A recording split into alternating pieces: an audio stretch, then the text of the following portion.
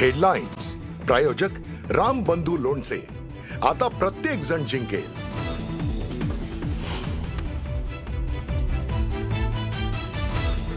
मुंबई वाचली पाहिजे, संकट नीट ओळखा, निवडणुकीतल्या एकजुटीनं सामोरे जा, राज ठाकरेंचा कानमंत्र. तर प्रचार सभेमध्ये सगळ्या गोष्टी बाहेर काढणार, राज ठाकरेंचा सत्ताधाऱ्यांना इशारा.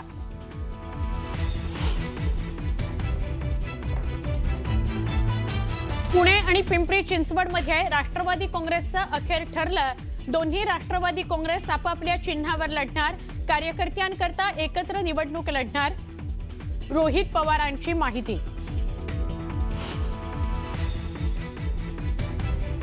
शिवसेना उबाठा पक्षाची मुंबईतल्या 40 उमेदवारांची पहिली यादी जाहीर.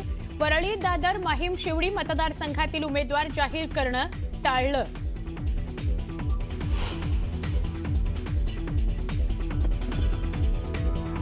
मुंबईकरता भाजपकडून पहिल्या यादीत 66 जणांना उमेदवारी जाहीर. आतापर्यंत 66 जणांना भाजपकडून अधिकृत उमेदवारी.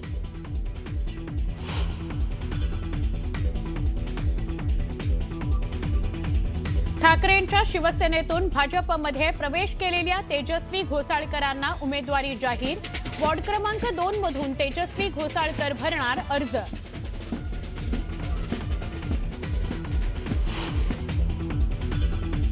शरद पवारांच्या राष्ट्रवादी काँग्रेसच्या मुंबई अध्यक्षा राखी जाधव आज भाजपमध्ये प्रवेश करणार.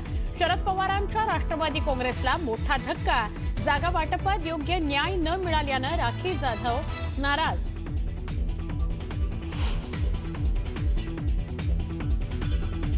चंद्रपूर भाजपमधील वाद चव्हाट्यावर. उमेदवार निवडीवरून सुधीर मुनगंटीवार आणि आमदार किशोर जोरगेवार यांच्यात पुन्हा वाद.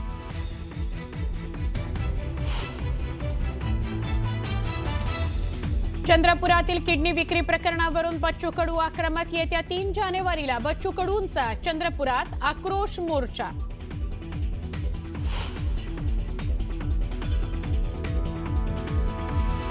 आणि तुळजापूर एमडी ड्रग्ज रॅकेटचा मुख्य सूत्रधार अतुल अग्रवालला मीरा भाईंदरमधून अटक. गेल्या 10 महिन्यांपासून होता फरार.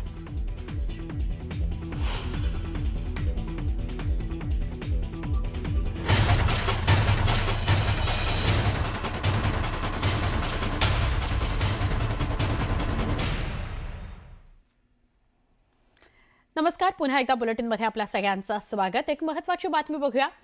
भाजपचे प्रदेशाध्यक्ष रवींद्र चव्हाण आणि नवी मुंबईचे पालकमंत्री गणेश नाईक यांच्यामध्ये बैठक झालेली आहे. नवी मुंबईतल्या जागा वाटपासंदर्भात दोघांमध्ये चर्चा झाली असं कळतंय. या बैठकीला संजीव नाईक, संदीप नाईक उपस्थित आहेत. नवी मुंबईतील गणेश नाईकांच्या कार्यालयामध्ये ही बैठक सुरू आहे अशी माहिती मिळते. आमचे प्रतिनिधी विनय यांना आपण अधिक माहिती विचारूया. विनय, काय अधिक माहिती? सगळ्याच ठिकाणी, सगळ्याच शहरांमध्ये जागा वाटपासंदर्भात चर्चा सुरू आहे. अजून काही कन्फर्म होताना दिसत नाहीये जागा वाटपाबाबत. तसंच काहीसं चित्र नवी मुंबईत आहे का अजून काही वेगळं? नक्कीच सुवर्ण, आपण पाहतो की ज्या पद्धतीने ठाणे जिल्ह्यामधला युतीचा तिढा हा कायमच आहे. ठाणे महानगरपालिकेचा युतीचा तिढा सुटला असं म्हटलं जाते, पण दुसऱ्या बाजूला नवी मुंबईचा मात्र तिढा कायम आहे. आजच आता 11 वाजता प्रदेश अध्यक्ष रवींद्र चव्हाण आणि वनमंत्री गणेश नाईक यांच्यामध्ये बैठक, तब्बल 1 तासापासून ही बैठक सुरू आहे. यामध्ये युतीवरती चर्चा तर होणारच आहे, त्याचबरोबर जागा वाटपाचा हा सगळ्यात महत्वाचा जो तिढा आहे तो त्यामधून स्पष्ट होणार आहे. एक महत्वाची बातमी आहे त्याबरोबर अशी आहे की काही जणांचं उबाटामधून जे जिल्हाध्यक्ष होते उबाटाचे विठ्ठल मोरे, त्यांचा देखील आज या ठिकाणी रवींद्र चव्हाण यांच्या उपस्थितीमध्ये पक्षप्रवेश आहे. तर दुसऱ्या बाजूला जे 54 नगरसेवक भाजपचे आहेत, माजी नगरसेवक आहेत, त्यांना मात्र यावेळी तिकीट देण्याचं ठरलेलं आहे.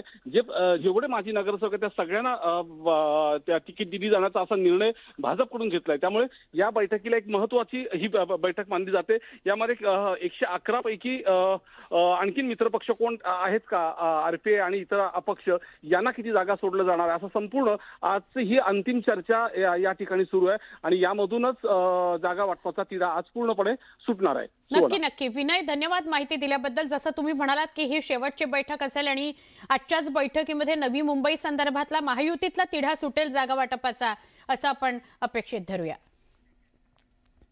पुणे शहर महानगरपालिकेची पहिली यादी जाहीर होण्याची शक्यता आहे.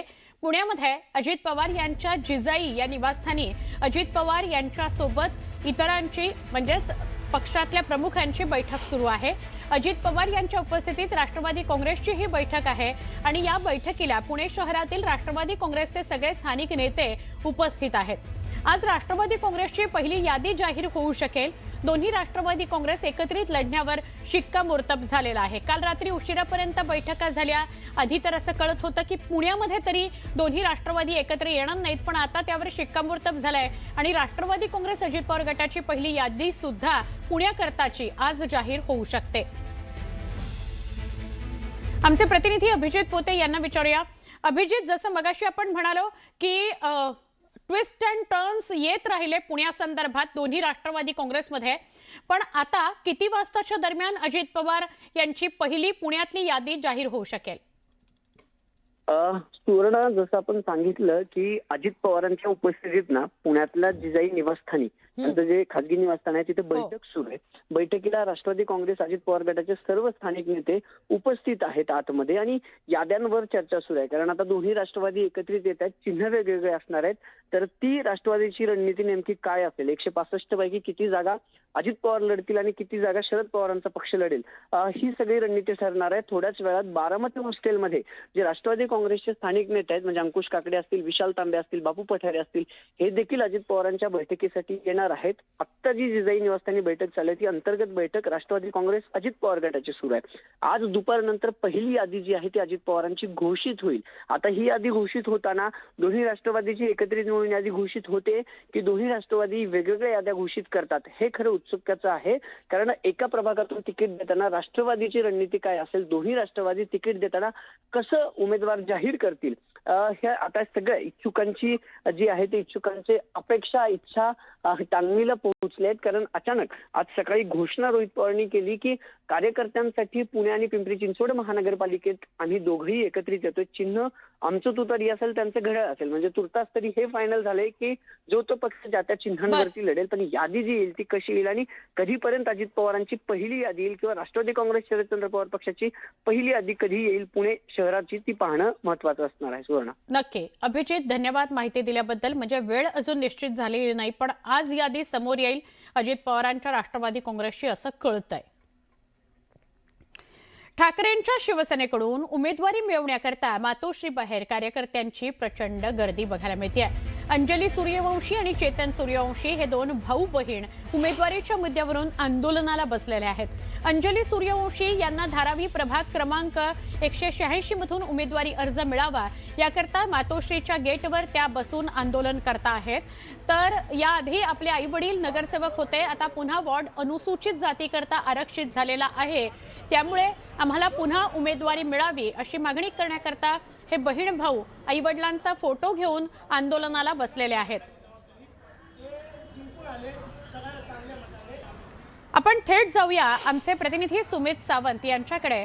सुमित, असं पहिल्यांदाच बघायला मिळतंय की उमेदवारी मिळावी म्हणून दोन बहीण भाऊ आंदोलनाला बसलेत आणि तेही मातोश्री समोर। काय चित्र आहे, काय भावना आहेत त्यांच्या, काय वातावरण आहे? थेट आपण आधी ही गर्दी दाखवतो मी तुम्हाला मागची, पण इकडे मातोश्रीवर कलानगरमध्ये सकाळपासूनच सगळे लोक यायला लागलेले आहेत। कारण उमेदवारी मिळावी ही प्रत्येक कार्यकर्त्याची इच्छा आहे, कारण ही कार्यकर्त्याची निवडणूक आहे आणि म्हणूनच हा कार्यकर्ता सध्या इथे आलेला आपण बघतोय। या बाजूला गर्दी आहे, त्या सगळ्या गर्दीकडे पण मी जाणार आहे। बहीण भाऊ आहेत, कुठून आलात तुम्ही? आम्ही धारावी विधानसभा वॉर्ड नंबर 186, आता जो SC महिला राखीव आहे। अच्छा, जे आई वडील आहेत जे दीड वर्षापूर्वी एक्सपायर झाले, पहिले पप्पा वडील आवाज जरा स्पष्ट आपल्यापर्यंत पोहोचत नाहीये, आपण पुन्हा सुमितशी बोलूया। पण ही दृश्य मात्र अत्यंत बोलकी आहेत। मातोश्री बाहेर गर्दी व्हायला सुरुवात झालेली आहे, कारण जे कार्यकर्ते गेली अनेक वर्ष पक्षाचं काम करत आहेत त्यांना साहजिकच अशी अपेक्षा आहे की आम्हाला उमेदवारी मिळावी आणि त्यामुळे अनेक इच्छुक उमेदवार मातोश्री बाहेर गर्दी करताना दिसत आहेत। तसेच हे दोन बहीण भाऊ आहेत जे धारावी परिसरातून आलेले आहेत आणि त्यांना दोघांनाही उमेदवारी हवी आहे, त्यामुळे ते आंदोलन करायला बसलेले आहेत मातोश्री बाहेर।